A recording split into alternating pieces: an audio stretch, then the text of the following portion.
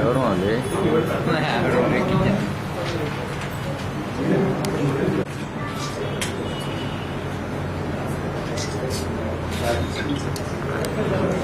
Youth welfare ఒక సామాజిక సంస్థ, ఒక ఎన్జిఓ.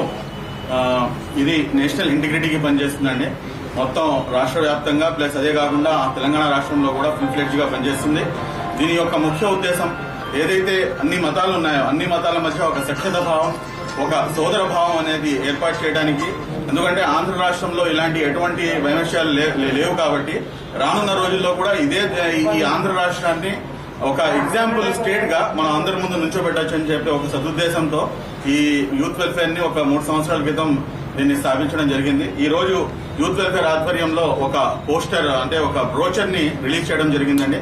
దీని యొక్క ముఖ్య ఉద్దేశం ఏంటంటే మానవత్వం ఏదైతే మానవత్వం ఉందో, శాంతి ఏదైతే ఉందో, ఇది శాంతి అనేది నెలకొల్పాలంటే గనక మనిషి అనేవాడు మా మతాల కన్నా ఎక్కువగా, మతాల కన్నా ప్రాముఖ్యతగా మానవత్వాన్ని కనుక ఎప్పుడైతే అతను స్వీకరిస్తాడో అప్పుడు మన భారతదేశం అనేది, ఎందుకంటే భారతదేశంలో మోర్ దాన్ 50% యూత్ ఉంది.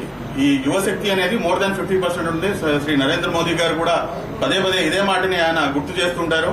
ఈ భారతదేశంలో యువత ఎక్కువ ఉంది కాబట్టి ఈ యువ వాళ్ళ యొక్క మనసుల్లో కొన్ని విద్వేషాలను రెచ్చగొట్టడానికి కొన్ని సంస్థలు కానివ్వండి, లేకపోతే కొంతమంది వ్యక్తులు కానివ్వండి, ఎస్పెషల్ గా సోషల్ మీడియా మాధ్యమం ద్వారా కొన్ని పనులు అనేది కొన్ని వ్యాఖ్యలు అనేది మనం అందరం చూస్తూనే ఉన్నాం. చాలా దారుణంగా చేయడం జరుగుతుంది. కాబట్టి ఇలాంటి ఏం లేకుండా ప్రతి మతం కూడా మానవత్వాన్ని నేర్పిస్తుంది, ప్రతి మతం కూడా శాంతిని నేర్పిస్తుందని చెప్పేసి ఏదైతే మన భగవద్గీత ఉందో, ఖురాన్ ఉందో, అదే రకంగా సిక్కులది గురు గ్రంథ సాహెబ్ ఉందో, అదే రకంగా మన క్రైస్తవ సోదరులది బైబిల్ ఉందో, ప్రతి దాంట్లో నుంచి కూడా కొటేషన్స్ తీసుకుని ఒక చిన్న అవగాహన అనేది ఒక సమాజంలో కల్పించాలన్న ఒక సదుద్దేశంతో ఈ యొక్క బ్రోచర్ ని ఈ రోజు రిలీజ్ చేయడం జరిగింది.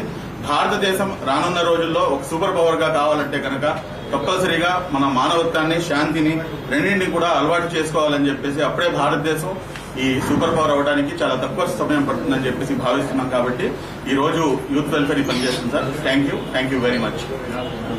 నా పేరు ఫారూక్ షిబ్లీ అండి, ఫౌండర్ యూత్ వెల్ఫేర్, ప్రెసిడెంట్.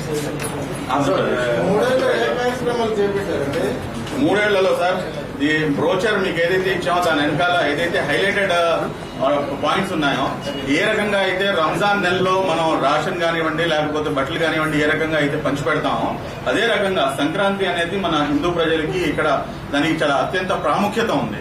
ఆ ఫెస్టివల్ ని పురస్కరించుకుని సేమ్ అదే రకంగా ప్రతి స్టేట్ లో కూడా, ఎందుకంటే మాకు మొత్తం 8 యూనిట్లు ఉన్నాయండి ఆంధ్ర రాష్ట్రంలో. ఆ 8 యూనిట్ లో కూడా ఇదే రకంగా కొత్త బట్టలు అంటే కొత్త బట్టల వితరణ అనేది చేయడం జరుగుతుంది.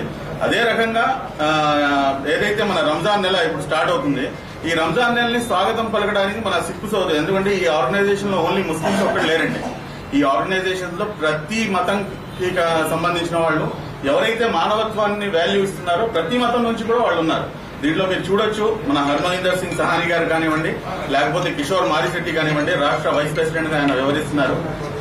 అదే రకంగా మన ప్రతి సంవత్సరం కూడా గురుద్వారాలో అజా జరుగుతుంది. అంటే అక్కడ ఉన్న చుట్టుపక్కల వాళ్ళందరూ కూడా చాలా ఆశ్చర్యానికి లోనవుతారు. ఇదేంటి గురుద్వారా ఏంటి మసీదుగా ఎప్పుడు మారిపోయిందని చెప్పేసి.